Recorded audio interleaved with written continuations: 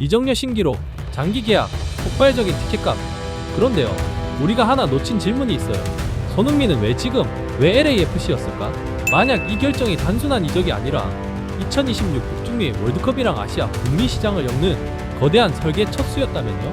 오늘 이 한 가지 의문에서 시작합니다. 2025년 8월 축구판에 진짜 큰 지각 변동이 있었죠. 토트넘의 아이콘 손흥민이 미국 LAFC로 이적했습니다. 근데요, 이걸 그냥 선수 이동으로만 보셨다면 아직 핵심을 못 잡으신 거예요. 이게 선수의 이동이 아니라 시장 재편의 시동이었다면 어떨까요? 오늘은 손흥민의 LAFC 이적을 완전히 다른 관점에서 해부해봅니다. 그리고 양민혁, 오현규, 이강인까지 2025년 여름 한국 축구를 뒤흔든 4대 빅무브, 이 사이의 숨은 연결고리도 찾아볼 거예요. 먼저 다들 알고 계신 숫자부터 쫙 정리해볼게요. 이적료 2,600만 달러, MLS 역대 최고 기록이죠. 계약은 2027년까지 보장, 2029년까지 연장 옵션. 이 정도면 화제성은 충분합니다. 하지만 진짜 질문은 여기서 시작돼요. 2025년 8월 6일 LAFC가 중대한 발표 기자회견을 예고했을 때 전 세계 팬들이 제일 궁금했던 건 누구냐였겠죠. AP통신을 비롯한 주요 외신이 기다렸다는 듯 속보를 날렸습니다. 손흥민이 LAFC와 계약에 합의했다. 여러분, 이 속도 자연스러워 보이세요? 10년 토트넘 시대의 마침표, 서울에서 LAFC와 최종 조율. 바로 미국행 비행기 LA 도착하자마자 BMO 스타디움에서 팬들과 첫 인사. 전 과정이 너무 매끄럽지 않았나요? 그리고 포인트 하나 더. ESPN 표현대로 MLS 역대 최고 이적료 기록을 훌쩍 넘긴 2,600만 달러예요. 2025년 초 애틀랜타 유나이티드의 종전 기록이 2,200만 달러였거든요. 무려 400만 달러 차이. 하나로 약 56억 원을 더 쓴 셈이죠.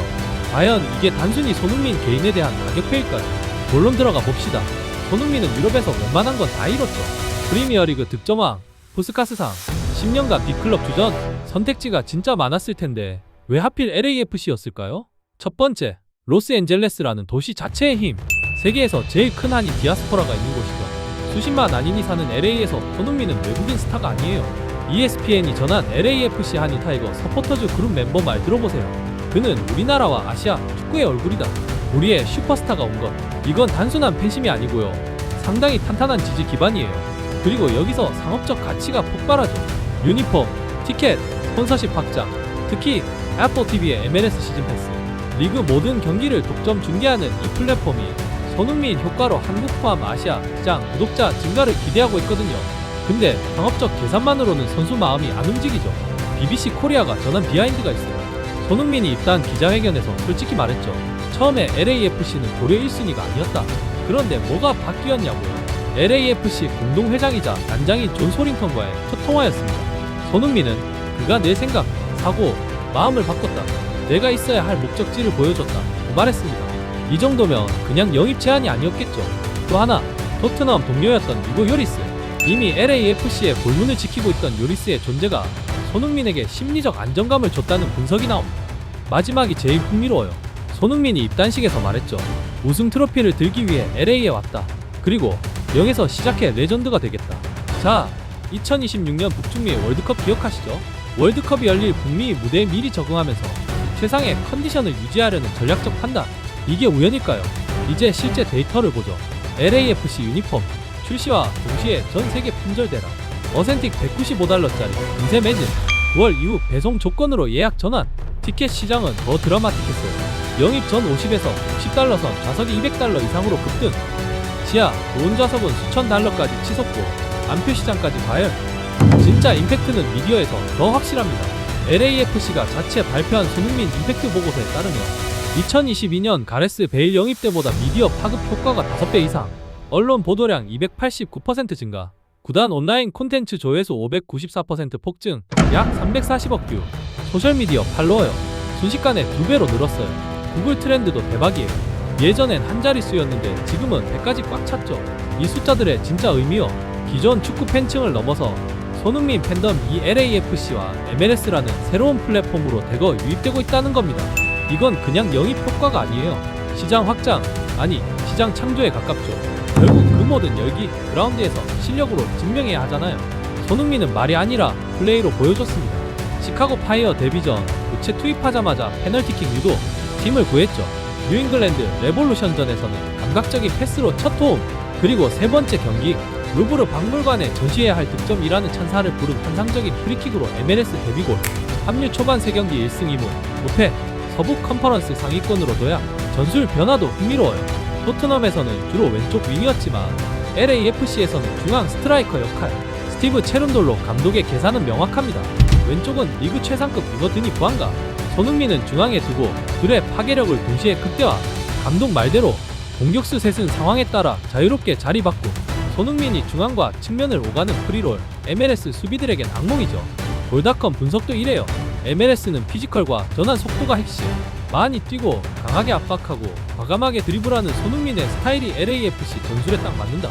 수비 기여도도 인상적이었죠. 뉴잉글랜드전에서 전방 압박으로 볼 탈취 3차례. 그야말로 수비하는 슈퍼스타예요. 이제 다른 한국 선수들 얘기도 해볼게요. 왜냐면 이들의 움직임이 다 연결돼 있거든요. 먼저 양민혁, 제2의 손흥민을 향한 성장서사죠. 2025년 8월 8일 토트넘에서 포츠머스로 1년 임대. 손흥민이 토트넘을 떠난 딱 그 타이밍에 양민혁은 미래를 위한 발걸음을 뗐습니다. 챔피언십은 46라운드에 살인 1점, 거친 몸싸움, 세계에서 가장 힘든 리그라 불리죠. 해리 케인도 하브리그 임대로 성장했잖아요. 포츠머스 존 무신유 감독은 양민혁은 매우 높은 평가의 유망주, 플레이는 직접적이고 흥미진진하다고 했습니다. 현실은 쉽지 않았습니다. 임대 초반 출전 20여 분, 주전 경쟁 빡세죠. 하지만 이건 성장통이에요. 어린 선수라면 누구나 거치는 과정. 다음은 오형규. 2025년 여름 가장 극적인 무산 사건. 슈투트가르트행이 거의 확정 분위기였죠. 구단 간 합의, 메디컬 위에 독일행, 팬들과 작별 인사까지. 그런데 독일 빌트는 철회 이후로 9년 전 16세 때 십자인대 부상 이력을 걸어냈죠. 여러분, 이게 말이 돼요? 그 후에 프로 대표팀에서 문제없이 뛰어왔는데요. 현지 보도를 종합하면 진짜 이유는 따로 있었죠. 슈투트가르트가 그걸 빌미로 이적료를 깎으려 했다는 얘기. 행크가 원한 2,800만 유로를 막판에 2,000만 유로로 낮추거나 임대 후 완전 이적 조건을 제시. 결국 행크가 협상 결렬 선언. 여기서 중요한 건 금액이에요. 2,800만 유로. 이건 유럽 5대 리그 정상급 공격수에게 붙는 가격표죠. 오형규가 탑티어급 평가를 받았다는 증거입니다. 마지막으로 이강인. 2025년 여름 이적 시장 끝날 때까지 뜨거운 감자였죠. PSG 내주전 경쟁이 쉽지 않다 보니 토트넘 포함 프리미어리그 관심이 많았어요. 손흥민 아웃, 이강인 인 시나리오까지 나왔죠. 결론은 PSG 잔류. 프랑스 레키프에 따르면 노팅엄 포레스트가 기본 3천만 유로, 옵션 포함 총 6천만 유로를 제한. PSG는 단호히 거절. PSG가 이강인을 어떻게 보는지 딱 보이죠. 버즈를 맞춰봅시다. 손흥민은 MLS 신기록 2,600만 달러, 양민혁은 챔피언십 임대, 토트넘의 장기 플랜이 보이죠. 오영규는 2,800만 유로 평가, 유럽 최상위권 값어치, 이강인은 6천만 유로 제한도 PSG가 거절했습니다. 안 판다는 뜻이죠. 이걸 각각 따로 봐야 할까요? 아니면 더 큰 그림의 일부일까요?